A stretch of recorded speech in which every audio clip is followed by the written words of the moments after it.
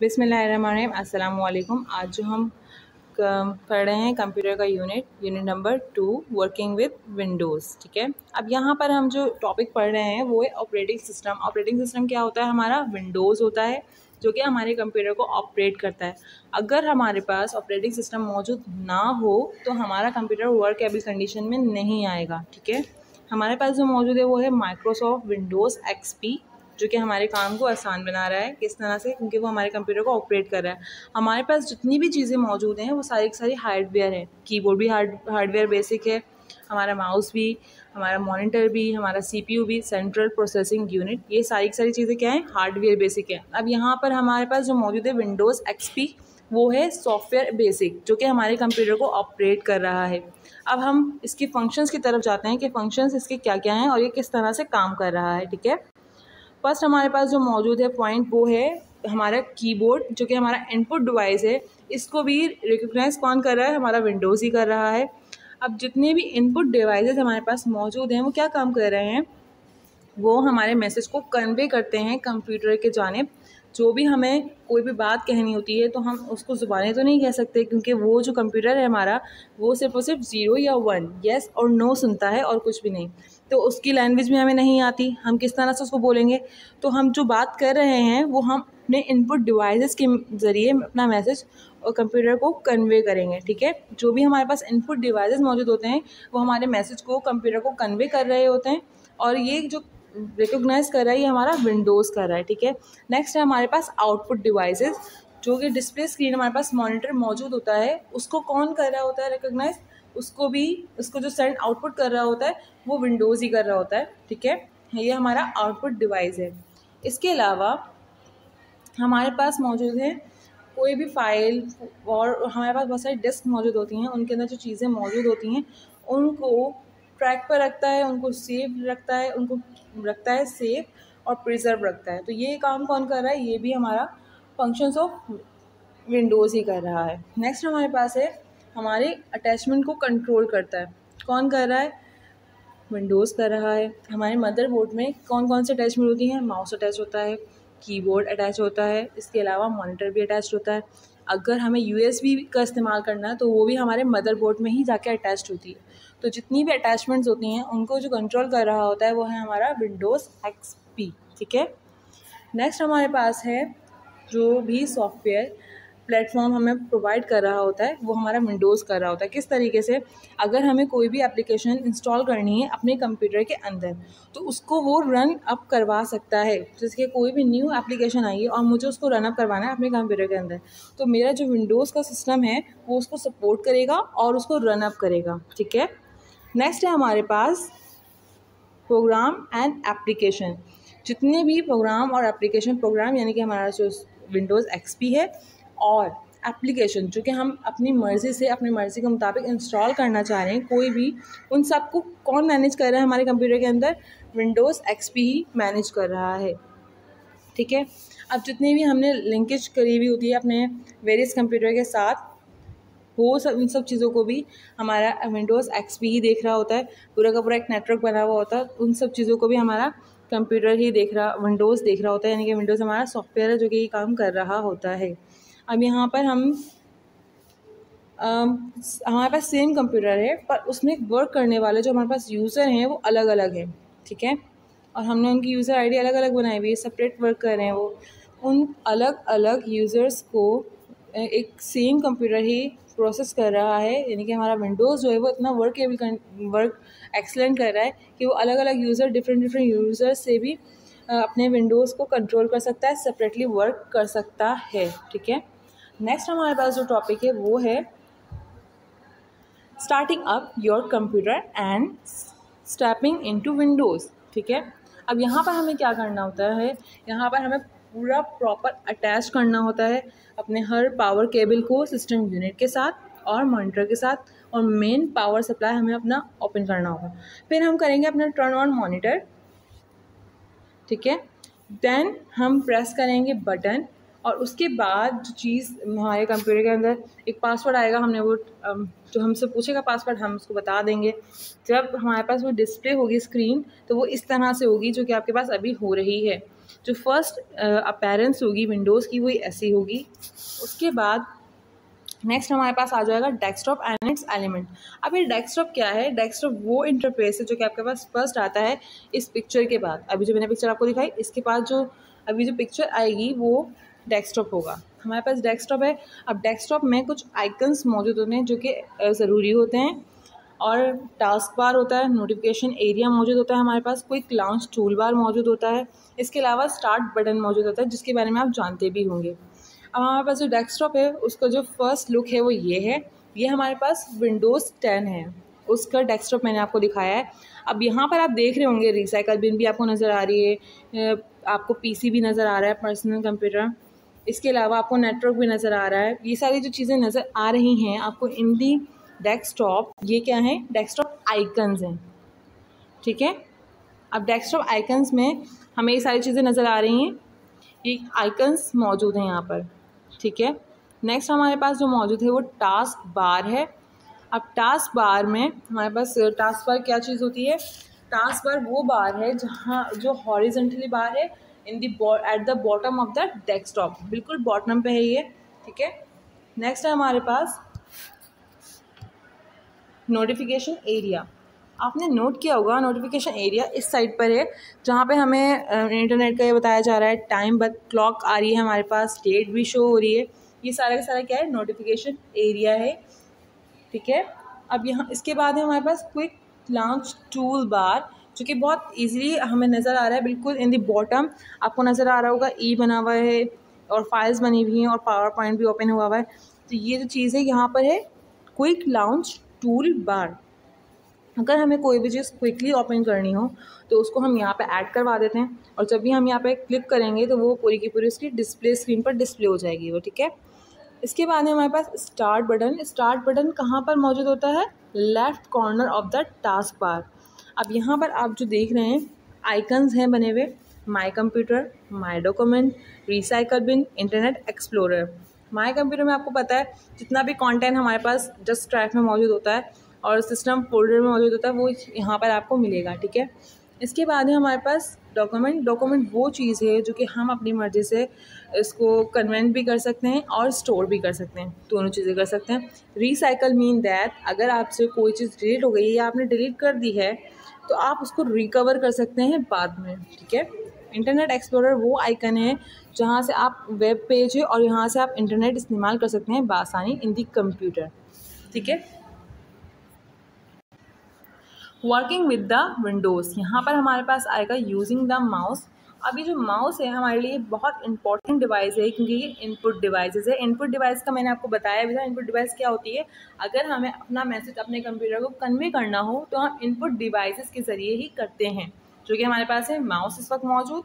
अब माउस क्या है? इसका ओपनिंग अ विंडो और program from a certain location. अगर आपको कोई भी चीज़ उसी ही लोकेशन से ओपन करनी है तो आप अपने माउस के ज़रिए कर सकते हैं।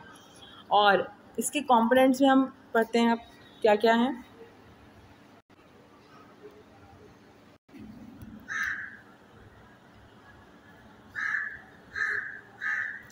यहाँ पर हमारे पास फर्स्ट पॉइंट है हमारे पास opening a window from. Next हमारे पास है opening a window program from the start button. उसके बाद हमारे पास मौजूद है opening a window program from a run command. ये तीनों चीज़ों के बारे में अभी हम पढ़ेंगे।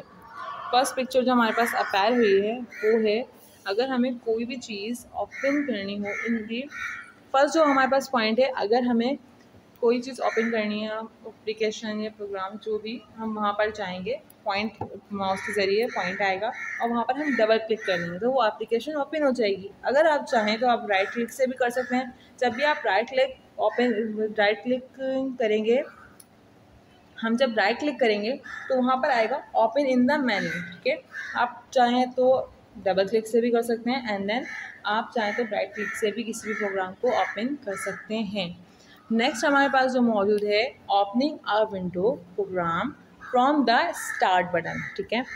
अब यहाँ पर आपको ये जो पिक्चर नज़र आ रही है वो स्टार्ट बटन वाली नज़र आ रही है। जब भी हम स्टार्ट बटन पर क्लिक करते हैं तो अपवर्ड डायरेक्शन में आपने देखा होगा एक पॉपअप मेन्यू स्टार्ट हो जाता है, वो पॉपअप मेन्यू कहलाता है। अब यहाँ पर हम जाएंगे, इस जो पिक्चर में दिखाया जा रहा है हम जाएंगे ऑल प्रोग्राम्स पर। जब भी हम ऑल प्रोग्राम्स पर जाएंगे तो वहाँ पर पूरे के पूरे एक और मेन्यू अपेयर होगा। जब एक और मेन्यू अपेयर होगा वहाँ पर हम जाएंगे एसेसरीज़ में, ठीक है। और वहाँ पर हम अगर हमें कैलकुलेटर यूज़ करना है या कुछ और यूज़ करना है, आपकी मर्ज़ी है। हमने जो यूज़ किया है यहाँ पर कैलकुलेटर यूज़ किया है और कैलकुलेटर पर क्लिक कर देंगे, देन आपकी डेस्कटॉप पे आपको कैलकुलेटर नज़र आ जाएगा, ठीक है। नेक्स्ट है हमारे पास रन कमांड। अगर हमें कोई भी चीज़, कोई भी प्रोग्राम रन कमांड के ज़रिए ओपन करना हो तो अगर हमें रन कमांड के ज़रिए कोई भी चीज़ ओपन करनी है तो हम स्टार्ट रन पे क्लिक करेंगे, वहाँ पर हम रन कमांड पे क्लिक करेंगे, देन रन लिखेंगे, रन कमांड आ जाएगी। अब वहाँ पर अगर हमें MS पेंट ओपन करना है तो हम वहाँ पे लिखेंगे MS पेंट। अगर हमें कोई और चीज़ नोटपैड ओपन करनी है, जो भी आपको ओपन करना है, आप उसकी लोकेशन उसको लिख देंगे सर्चिंग बार पे। जब भी आप सर्चिंग बार पर लिखेंगे तो वहाँ पर आपको फिर आएगा ऑप्शन ओके का, ठीक है। नेक्स्ट है हमारे पास a window and its component, ठीक है। यहाँ पर हमारे पास पॉइंटर और कर्सर है।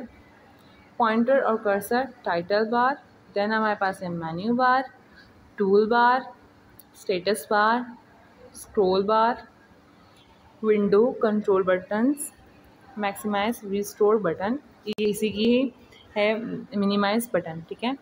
एक और है क्लोज बटन। अब यहाँ पर हमारे पास जो पिक्चर ओपन हो गई है, यहाँ पर हम देखेंगे कि टाइटल बार वो बार है जहाँ पर आपको मेंशन होगा कि आप क्या यूज़ कर रहे हैं। देखें आप, वहाँ पे लिखा हुआ है पेंट, ठीक है। उसके बाद में हमारे पास मेन्यू बार वो बार होती है जहाँ से आपको कोई भी चीज़ ओपन करनी हो, अगर आपको कोई चीज़ सेव करनी है या एडिट करनी है तो उसके आपको एक पूरा का पूरा मेन्यू बार दिया जाता है। जब भी आप फाइल पे क्लिक करेंगे तो आपको पूरी की पूरी एक बार नज़र आ जाएगी जहाँ पर बहुत सारे ऑप्शन मौजूद होंगे। अगर आपको सेव करना है, सेव एज करना है और न्यू पेज ओपन करना है तो आप आसानी से कर सकते हैं। उसके बाद हमारे पास नज़र आ रहा है टूल बार वो बार है जहाँ पे आपको बहुत सारे टूल्स दिए गए हैं, आप उनकी मदद से अपने काम को और भी ज़्यादा अच्छा और खूबसूरत बना सकते हैं। उसके बाद है हमारे पास कलर पैलेट मीन दैट आपको MS पेंट में जब भी आप पेंट करते हैं तो आपको कलर की ज़रूरत होती है, तो यहाँ से आप कोई भी कलर पिकअप कर सकते हैं बआसानी। नेक्स्ट है हमारे पास स्टेटस बार में जो भी हम काम कर रहे होते हैं रिसेंट, वो शो हो रहा होता है, ठीक है। कोई भी आप काम कर रहे होंगे तो वो लिखा हुआ आ रहा होगा नीचे कि आप ये काम कर रहे हैं। फिर उसके बाद में आपको नज़र आ रहा होगा स्क्रॉल बार अगर आपको अपने पेज को और ज़्यादा बड़ा करना है तो आप स्क्रॉल बार के ज़रिए कर सकते हैं आसानी। फिर आपके पास है पॉइंटर, ठीक है। पॉइंटर के बारे में हम पढ़ भी सकें, पॉइंटर और कर्सर है। यहाँ पर हमारे पास जो अभी पिक्चर में दिया हुआ है वो है पॉइंटर, ठीक है। उसके बाद हमारे पास है विंडो कंट्रोल बटन। यहाँ पे माइनस भी लिखा हुआ है, यहाँ पे मैक्सिमाइज़ भी है, यहाँ पे क्लोज भी है। मिनिमाइज़ मतलब वो छोटा होकर आपके क्विक लॉन्च एरो में आ जाएगा। नेक्स्ट हमारे पास मैक्सिमाइज़, यानी कि आपको पूरे डेस्कटॉप पे अगर आपको शो करना है उस चीज़ को तो आप शो कर सकते हैं, और अगर क्लोज़ करना चाहते हैं MS पेंट को तो आप क्लोज़ भी कर सकते हैं, क्रॉस बना हुआ है उसकी मदद से, ठीक है। नेक्स्ट हमारे पास टॉपिक जो मौजूद है वो है management of drive, files and folders, ठीक है। अब यहाँ पर लिखा हुआ है understanding drives, files and folder. पहले आपको समझना है कि ये ड्राइव, फाइल और फोल्डर हैं क्या, ठीक है। अब यहाँ पे ड्राइव, फाइल और फोल्डर का अलग अलग हेडिंग आपको नज़र आ रही है यहाँ पर। उसके बाद है हमारे पास creating a new folder and naming it, creating a new file, renaming and extracting file और फोल्डर, कॉपिंग अ फाइल और folder to another location. ये सारी हेडिंग्स आपको नज़र आ रही है। हाँ, फर्स्ट हमारे पास है ड्राइव क्या चीज़ होती है, अब ये पहले आप समझ लें। अगर आप अपने कंप्यूटर के डेस्कटॉप पर हैं तो आप माय कंप्यूटर पर जब आप डबल क्लिक करेंगे तो उसकी जो पूरी की पूरी स्क्रीन है वो आपकी विंडो की स्क्रीन पर आ जाएगा। अब उसके अंदर हमारे पास डिस्क मौजूद होती हैं जिनके अंदर हम सारी की सारी चीज़ें, हम जो काम कर रहे होते हैं मतलब A to Z, तो वहाँ पर सारा का सारा मौजूद होता है और सेव होता है, स्टोर हुआ होता है। फर्स्ट हमारे पास है लोकल डिस्क CDE। अगर आपने और भी इसके पार्टीशंस किए हुए हैं तो और भी आपको मिल जाएंगे। अब यहाँ पर हमारे पास ड्राइव क्या चीज़ है, अगर कोई भी चीज़ हम रिसीव कर रहे हैं, इंफॉर्मेशन या डेटा, या खुद भी हमारे कंप्यूटर के अंदर मौजूद है तो उन सब चीज़ों को वो स्टोर करेगा। अब उसके अलग अलग नाम रख दिए गए हैं। अगर हम CD ड्राइव अपने कंप्यूटर के अंदर ओपन करवा रहे हैं तो वो भी CD ड्राइव भी ऑप्शन नज़र आ जाएगा आपको। अगर हम USB अटैच कर रहे हैं तो वो ऑप्शन भी आपको नज़र आ जाएगा। फ़ाइल क्या होती है? फ़ाइल आपका वो डेटा कलेक्शन होता है जो कि आप स्टोर करते हैं या स्टोरेज करते हैं डिवाइस के ज़रिए। ये एक एप्लीकेशन है बेसिकली, यानी कि आप जो भी काम अपने वर्ड पर कर रहे होते हैं, जो डेटाबेस होता है वो सारा का सारा यहाँ पे मौजूद होता है टाइप मटेरियल में, ठीक है। अब इस डॉक्यूमेंट को आप अपने जो भी नाम देना चाह रहे हैं आप नाम दे सकते हैं।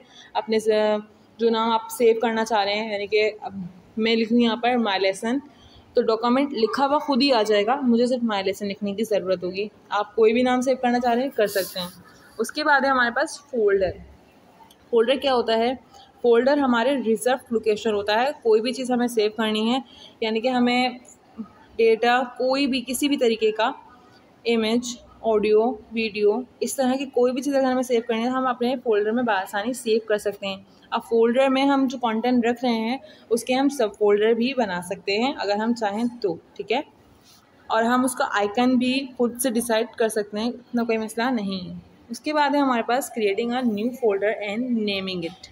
अगर हम कोई कंप्यूटर में फ़ोल्डर बना रहे हैं तो हम उसका नेम भी रख सकते हैं। अब क्या करना है, हमें डबल क्लिक करना है माय कंप्यूटर आइकन के ऊपर, ठीक है। जब हम डबल क्लिक करेंगे तो ड्राइव जो है वहाँ पर हमारा क्रिएट अ न्यू फोल्डर आ जाएगा, सही है। यहाँ पर न्यू आएगा, न्यू के बाद हमें फ़ोल्डर पर क्लिक करना है क्योंकि हमें फ़ोल्डर बनाना है। फ़ोल्डर पर जब हम क्लिक करेंगे तो हमारे पास point the cursor at some blank space, वहाँ पर कुछ सम ब्लैंक आ जाएगी, मतलब अगर हम वहाँ पे पॉइंट करेंगे तो वहाँ पर आपको बिल्कुल ब्लैंक एक जगह नज़र आ जाएगी। वहाँ पर आपने राइट क्लिक करना है मेन्यू ओपन्स के लिए, कोई भी मेन्यू ओपन के लिए। उसके बाद आप पॉइंट करेंगे अपने न्यू ऑप्शन पे। न्यू पे गए आप, न्यू पे जाने के बाद आपने अनदर मेन्यू में जाना है जो कि ओपन हो जाएगा। अब वहाँ पर लिखा हुआ होगा फ़ोल्डर, सबसे पहले ही फ़ोल्डर लिखा हुआ होगा, तो आप न्यू फ़ोल्डर यानी कि न्यू तो पहले ही क्लिक कर सकें हैं, फ़ोल्डर पे क्लिक करेंगे और आप उसको नेम क्रिएट हो चुका है आपका फ़ोल्डर। अगर आप उसको नेम करना चाहते हैं तो नेम भी कर सकते हैं, वो हाईलाइटेड होगी और सिलेक्टेड होगी वो जगह जहाँ पे आप नाम लिखेंगे, ठीक है। उसके बाद हमारे पास जो नेक्स्ट है वो मौजूद है हमारे पास क्रिएटिंग अ न्यू फाइल। मैंने आपको पहले बताया था फाइल जो है वो हमारी डॉक्यूमेंट बेस होती है, ठीक है। आप वही वाला सेम प्रोसेस करेंगे, डबल क्लिक करेंगे, न्यू आएगा, देन वहाँ पे फोल्डर भी लिखा हुआ आएगा, शॉर्टकट भी लिखा हुआ आएगा, उसमें बहुत सारी चीज़ें आएंगी। आपने कहाँ जाना है, आपने माइक्रोसॉफ्ट ऑफिस वर्ड डॉक्यूमेंट में जाना है जहाँ पे आप अपनी फ़ाइल क्रिएट कर सकते हैं। आप फाइल और फोल्डर को रीनेम करने का बहुत आसान तरीका है। वहाँ पर जाएँ, अपना पॉइंटर कर्सर लेकर और वहाँ पर आप क्लिक कर दें तो वहाँ पर रीनेम का अपेयर हो जाएगा मेन्यू। जहाँ जब वो मेन्यू अपेयर होगा तो वहाँ पे आप नेम उसका चेंज बआसानी कर सकते हैं, ठीक है। अगर आपको वो चीज़ कॉपी करनी है तो कंट्रोल+C के ज़रिए भी कर सकते हैं और ऑप्शन के ज़रिए भी कर सकते हैं, आपकी मर्ज़ी है। राइट क्लिक करें, ऑप्शन आ जाएगा, वहाँ पर आप कॉपी का ऑप्शन पहले से ही मौजूद होगा, आप उसको क्लिक करें, कॉपी हो जाएगा बआसानी। अगर आपको पेस्ट करना है तो वही वाला प्रोसेस दोबारा दोहराया जाएगा और पेस्ट का भी आ जाएगा। कंट्रोल+V के ज़रिए भी आप पेस्ट कर सकते हैं, ज़रूरी नहीं कि आप ऑप्शंस में ही जाएं। उसके बाद ड्रैगिंग एंड ड्रॉपिंग, किसी भी चीज़ को आपको ड्रैगिंग एंड ड्रॉपिंग करनी है तो आपने माउस लेना है, उससे ड्रैग करना है एंड देन जहाँ पर भी आपको उसको प्लेस अप करना है वहाँ पर जाके उसको ड्रॉप कर दें, वो हो जाएगा। उसके बाद कोई भी चीज़ आपने कट करनी है, पेस्ट करना है, तो आपको कंट्रोल+V के ज़रिए भी कर सकते हैं, पर अगर आपको ऑप्शन के ज़रिए करना है तो वो भी आप कर सकते हैं बआसानी, कोई मसला नहीं है। इसके बाद है डिलीटिंग। कोई भी चीज़ अगर हमें डिलीट करनी होती है तो बहुत आसान तरीका है। वहाँ पर आप पहले तो आपका फर्स्ट स्टेप क्या होगा, आपने वहाँ पर जाके उसको सिलेक्ट करना है, राइट क्लिक के ज़रिए कर दिया। अब वो जो चीज़ है उसमें आपने जब आप उसको राइट क्लिक करेंगे तो ऑप्शंस आपके पास आ जाएंगे, उसमें एक ऑप्शन डिलीट का भी होगा, ठीक है। आपने पहले तो उसको सिलेक्ट किया, फिर उसको लेफ़्ट क्लिक किया एंड देन ऑप्शन आ गया, डिलीट के ऑप्शन को क्लिक कर दिया। उसमें आपको दो ऑप्शन दिए जाएंगे, येस नो, और क्रॉस भी आ रहा होगा, यानी कि क्लोज भी कर सकते हैं आप। तो आपकी मर्ज़ी, आपको डिलीट करना तो डिलीट कर दें, यस कर दें उसको, वो डिलीट हो जाएगा। अब जो आपकी जितनी भी चीज़ें आप डिलीट कर रहे हैं वो आपके रिसाइकल बिन में जाकर वहाँ पर आपको मौजूद होती हैं। अगर आपको रीस्टोर करना है तो आप बआसानी रीस्टोर भी कर सकते हैं। ठीक है, उम्मीद है आपको ये यूनिट समझ आया होगा। अल्लाह हाफ़िज़।